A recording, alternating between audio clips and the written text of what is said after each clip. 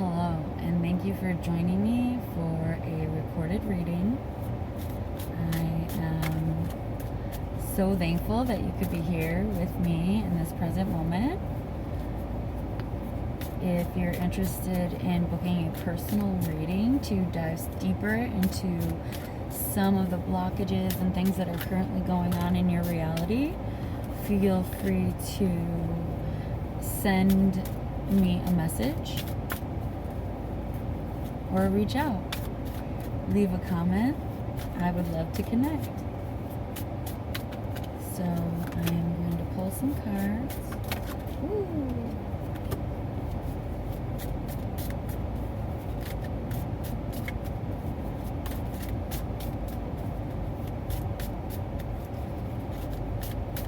Angels, guides, ascended master, mother of all creation, ask you for the clearest and most high guidance.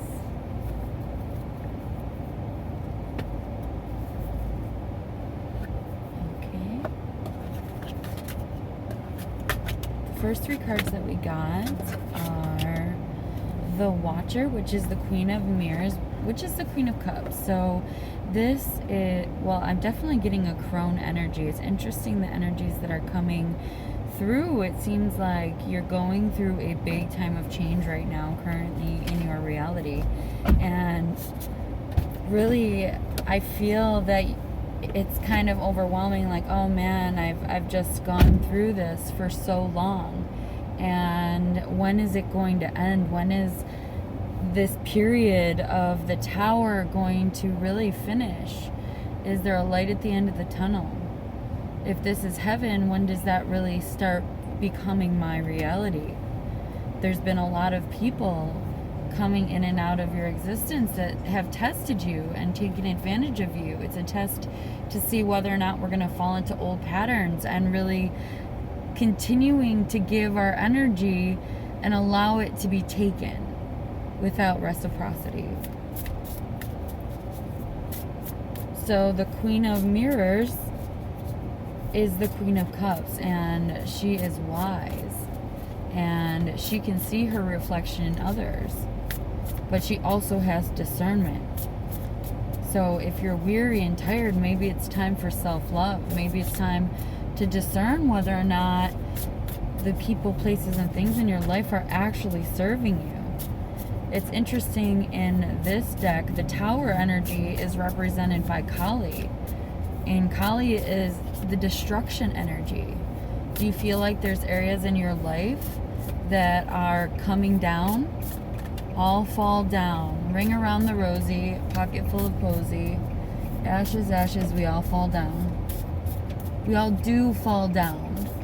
But it's about getting back up and realizing that there are ups and downs in every single journey.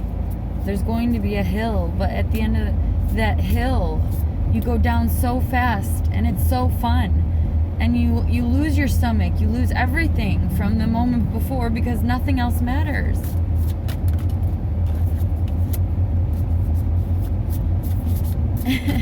The card that came out is fill your cup with sacred giggles. And that's what it is. When I was young, we used to go down this road. Well, I actually lived on Savage Road in Holland, New York, and we used to call it the Wee Wee Road. And we had an old station wagon that would backfire, and it always seemed that it would backfire as we were going down these hills. Like the car was experiencing the same joy that we were, like losing our stomachs, and it like farted instead of just had that feeling. You know, maybe that's what a backfire is. Right? Isn't that funny? Yeah. It's kind of like Chitty Chitty Bang Bang, where the car has consciousness, you know? Everything has consciousness. So if we have gratitude and treat everything in our life as if it's a living sentient being, imagine like how much things can transform and become more alive around you. So the next card that came out is make a mission statement for your soul. What are your core values? Maybe it's time to really reevaluate that and make a list. What is important to me? Because if you're firm in your core values and you reflect on them daily throughout the day, you're going to attract that into your reality because that is where you're putting your energy.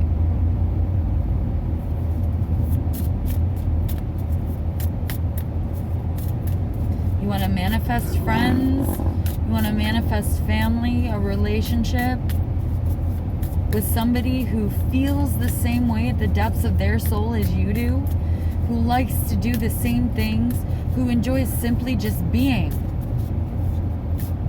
together in happiness and bliss. It's time to manifest that as a reality and not accept anything less, because we no longer have to compromise who we are. We are worthy of all that love is. Okay, I think that's it for this deck.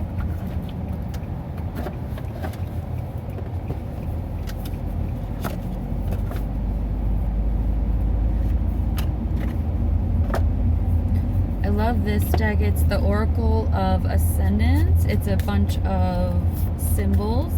So we'll see what symbols come out, and I will actually read.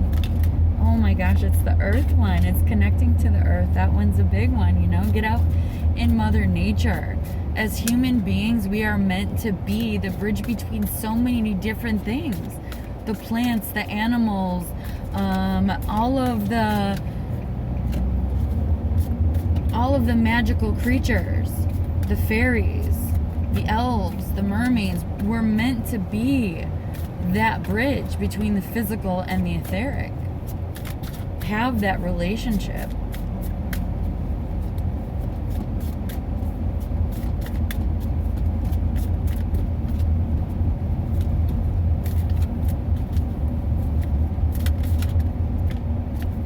Okay, we've got the Sigil of Avalon and the Septagram. The Sigil of Avalon is interesting.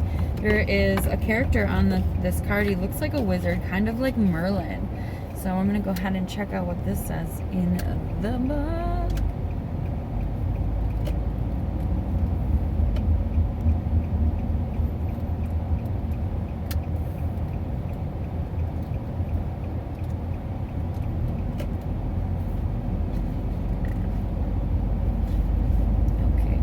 Many texts reference the legends of King Arthur, Merlin, and the mystical land of Avalon. In the realm of Avalon, priestesses and priests of Mother Goddess practiced natural healing and magical abilities in tune with the flow of nature. Ooh, here we go. It's the divine essence through nature, becoming one with all that is. Realizing before there was pills and prescription drugs, there was a remedy that came from the earth to not only heal, but to enrich and enliven our physical vessels. The priestesses were revered throughout the pagan lands for their great power and wisdom.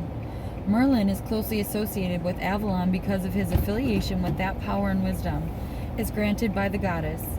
When this symbol appears, the power of Avalon stands behind you, guiding you and reminding you that your decisions should come from a place of wisdom, calm, and strength, rather than rashness or bias.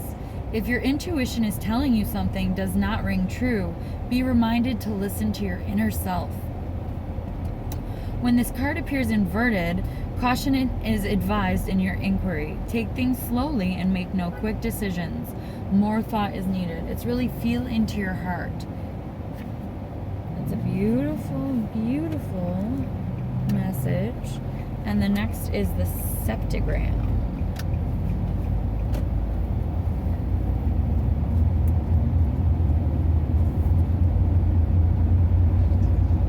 Septagram is cool. It's like a 7-pointed star.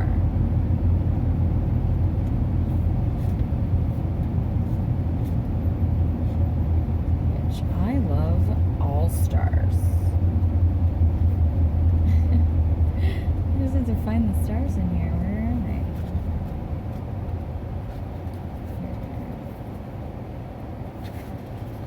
they? The septagram, or the 7-pointed star, is associated with alchemy, specifically pertaining to the 7 great lords.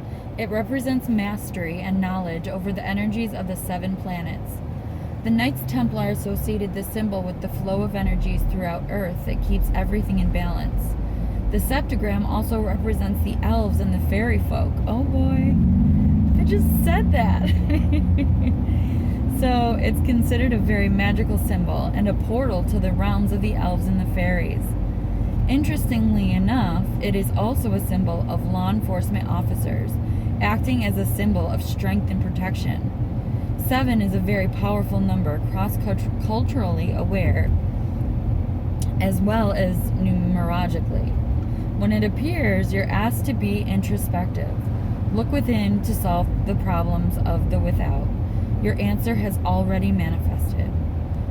Rather than looking within, you are asked to seek the outside help of friends for your solution. Trust and you shall find your answer. That's if the card was reversed, but it came up in the upright. So that is so beautiful that the fairies and elves came through. It's really paramount right now for us to have a great balance between work and play, because we've been really shutting out our inner childs for so long, and we need to get back to divine innocence so that we can not hold judgment, we can have compassion, we can love unconditionally, and we can be that example for humanity. And when was the last time you remembered ever feeling close to those emotions? When you were little. So take the time to reflect on the things you did, the places you went, the people that you loved the most, and experiences that brought you the most joy. Bring that in, embrace that, and bring it back, all of those things back into your current present day reality. I love you all. Have a beautiful